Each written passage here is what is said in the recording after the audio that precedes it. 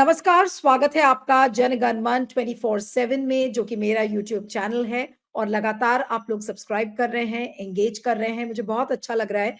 और लगातार जैसी खबरें मैंने आपको प्रॉमिस की थी, उन्हीं खबरों को लेकर मैं आपके बीच में रोज़ आपको दिखूँगी।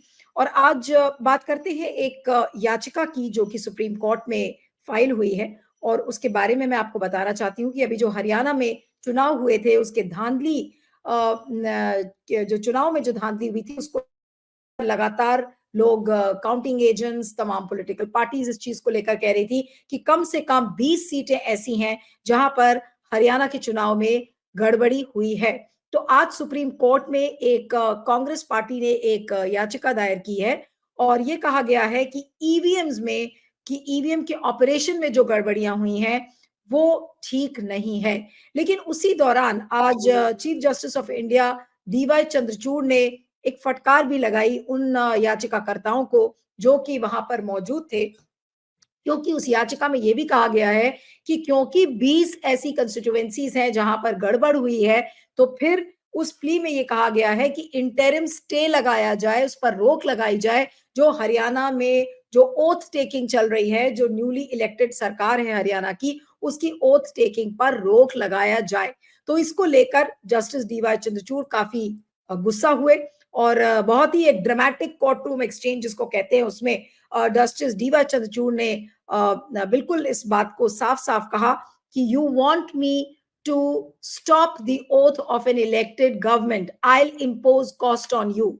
इसको बार एंड बेंच ने रिपोर्ट किया है और उसकी हेडलाइन है सीजेआई रिब्यूक्स द लॉयर, यानी कि लॉयर को सीजेआई चंद्रचूड़ ने डांट लगाई और उन्होंने कहा कि आप चाहते हैं कि मैं जो ये शपथ ग्रहण चल रही है एक इलेक्टेड गवर्नमेंट की, उसको क्या मैं रोकूंगा? तो उन्होंने उसको डिस्करेज करते हुए ये कहा कि अगर आप ये चाहेंगे तो फिर इसकी कॉस्ट लगेगी, यानी कि हम आपके ऊपर कॉस्ट इंपोज करेंगे, हम आपके ऊपर फाइन इंपोज करेंगे। और साथ में उन्होंने अब ये जो पूरा जो मसला है उसको थोड़ा सा मैं आपको समझाती हूँ। और during the proceeding CJI Chandrachud directly address the Congress legal team expressing his disapproval of their plea to halt the governmental formation process, यानी कि उस याचिका में ये भी लिखा गया था कि ये जो शपथ ग्रहण हो रहा है और ये जो गवर्नमेंट फॉर्मेशन है, इसको स्थायी रूप से रोका जाए। यू तब उन्होंने ये कहा कि you want me to stop the oath of an elected government, I will impose cost on you.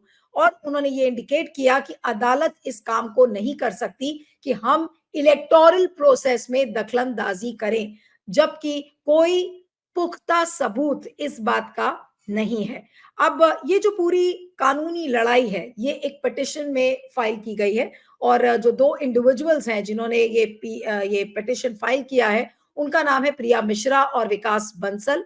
और इन दोनों व्यक्तियों को रिप्रेजेंट करने वाले जो लॉयर थे, उनका नाम था नरेंद्र मिश्रा। और उन्होंने अपने याचिका में ये डिमांड किया है कि 20 ऐसी कंस्टिट्यूएंसीज हैं जहां पर दोबारा चुनाव होना चाहिए। और उन्होंने ये आरोप लगाया है अपने पिटिशन के माध्यम से कि ईवीएम की जो बैटरी कैपेसिटी है वो कॉम्प्रोमाइज्ड थी। They allege that variations in EVM battery capacities during October 8th, 2024 elections compromised the integrity of the results. These allegations are backed by concerns raised by Congress candidates who reported that EVMs showed inconsistent battery levels, some as low as 60 to 70%, potentially affecting the machine's reliability. यानी कि उन्होंने ये कहा कि कुछ EVMs की जो battery है वो 90% चार्ज मिली, कुछ की कैपेसिटी जो बैटरी कैपेसिटी थी वो 60 से 70% थी। तो ये रिलायबल नहीं है, इस पर भरोसा नहीं किया जा सकता। तो इस याचिका में उन्होंने इस पॉइंट को लिखा है। साथ में उन्होंने और भी पिटिशनर्स ने और भी कई बातें कही हैं कि the petitioners highlighted the shifts in the voter turnout data which saw an increase from 61.19% on October 5th to 67.90 on October 7th। यानी कि याचिकाकर्ताओं ने ये कहा है कि जो वोटर टर्नआउट डेटा था उसमें भी बहुत वृद्धि पाई गई, और थोड़ी बहुत नहीं, 61.19% जो अक्टूबर 5 जिस दिन पोलिंग थी उस दिन वोटर टर्नआउट डेटा था, और अक्टूबर 7 को जो वोटर टर्नआउट जो काउंट हुए हैं जो वोट्स, उसमें वोटर टर्नआउट का जो डेटा था वो 67.90 था, यानी कि लगभग पूरा 7%। This discrepancy has raised suspicions of foul play in the electoral process. तो याचिकाकर्ता कह रहे हैं कि क्योंकि ये शिफ्ट ज्यादा बड़ा है, इस वजह से कुछ घालमेल या कुछ फ्रॉड का अंदेशा दिख रहा है। अब इस पिटिशन ने यह भी आर्ग्यू किया है कि इसको लेकर एक थरर इन्वेस्टिगेशन होना चाहिए, यानी कि पूरी एक जो अग्रेसिव जांच होती है वो जांच की जाए कि कैसे चार्जिंग और ऑपरेशन जो ईवीएम्स का हुआ है वो किस तरीके से हुआ है। और उन्होंने सुप्रीम कोर्ट से ये गुहार लगाई है कि 20 ऐसी विधानसभा कंस्टिट्यूएंसीज हैं जहां पर दोबारा चुनाव होना चाहिए। और उन्होंने ये भी कहा है कि इलेक्शन कमीशन को निर्देश दिया जाए कि जो पब्लिश किया गया जो डेटा है और जो सिक्योरिटी ऑफ ईवीएम्स है उस पर उन्होंने क्या किया है। मैं एग्जैक्टली वो लाइन पढ़ना चाह रही हूं। It has also sought a directive for the Election Commission to publish a detailed voting data and ensure the security of the stored EVMs। यानी कि जो EVMs जो stored रहती हैं स्ट्रॉन्ग रूम में, उनकी सुरक्षा के लिए चुनाव आयोग ने क्या किया है, और साथ में जो वोटिंग डेटा है उसको लेकर भी कोर्ट ने ये कहा है कि आप इसके बारे में निर्देश दें चुनाव आयोग को। तो ये आज चंद्रचूड़ साहब ने एक तरीके से ये साबित कर दिया कि वो इलेक्टोरल प्रोसेसेस में ज्यादा इंटरवीन नहीं करेंगे और ना ही सुप्रीम कोर्ट इसको लेकर करेगा जब तक कि कोई साक्ष्य नहीं होता, यानी कि जब तक प्रूफ नहीं होता।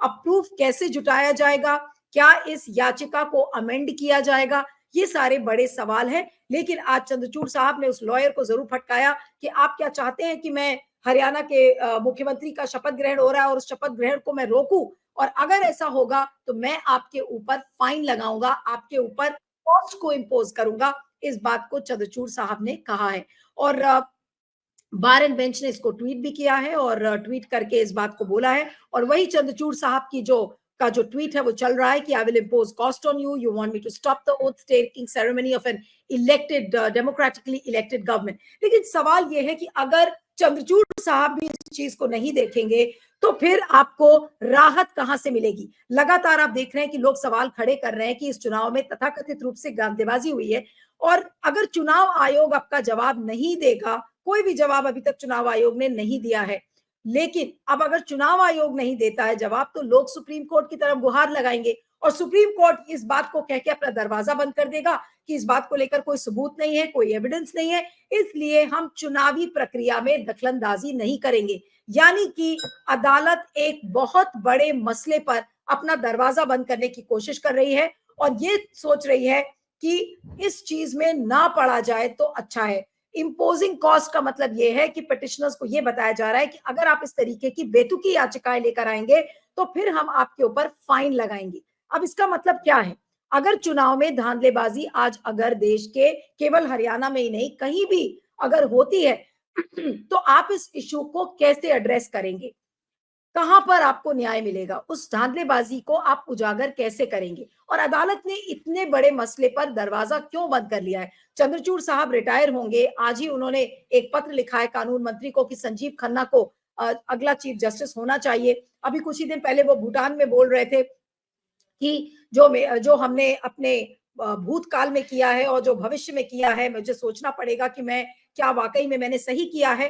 तो कहीं ना कहीं आज चंद्रचूड़ साहब को भी ये सोचना पड़ेगा। हालांकि हम लोग कोई होते नहीं है कि जजेस के ऊपर कमेंट करें, लेकिन अगर ये एक इतना सीरियस मसला है और लोकतंत्र का एक ऐसा स्वरूप सामने आ रहा है जहां पर पूरे चुनाव को कैप्चर करने की कोशिश की जा रही है, तो उस चीज को एड्रेस कैसे किया जाए। आज चंद्रचूड़ साहब से ये सवाल है कि अगर लोगों को मन में ये शंका है कि चुनाव आयोग ठीक तरीके से काम नहीं कर रहा है, तो फिर इसमें अगर अदालत दखलंदाजी नहीं करेगी तो फिर ये इशू रिजॉल्व कैसे होगा। लगातार जो मशीनों को बदलने की खबर, मशीनों के चार्जिंग को लेकर, मशीनों के ऑपरेशंस को लेकर जिस तरीके के सवाल लगातार खड़े हो रहे हैं, और चुनाव आयोग अगर सक्षम नहीं है इस बात को जवाब देने के लिए, या फिर उसको लगता है कि इस पर जवाब देना बेकार है क्योंकि चुनाव आयोग ये कहता रहता है कि ये तो बेतुकी बातें हैं, और अगर अदालत भी इसको लेकर दरवाजा बंद कर लेगा तो चुनाव में धांधलेबाजी अगर वाकई में हो रही है तो उससे निजात कैसे मिलेगी। ये एक लोकतंत्र में बहुत बड़ा सवाल खड़ा हो गया है कि इलेक्टोरल फ्रॉड अगर हो रहा है और अगर अदालत भी इसमें इंटरवीन नहीं करेगी तो फिर आपको निजात कहां से मिलेगी। ये एक बहुत बड़ा मसला है। और आप इस पर वीडियो पर आपका फीडबैक का मुझे इंतज़ार रहेगा। बने रहिएगा मेरे साथ जनगण मन 24/7 पर। Thank you.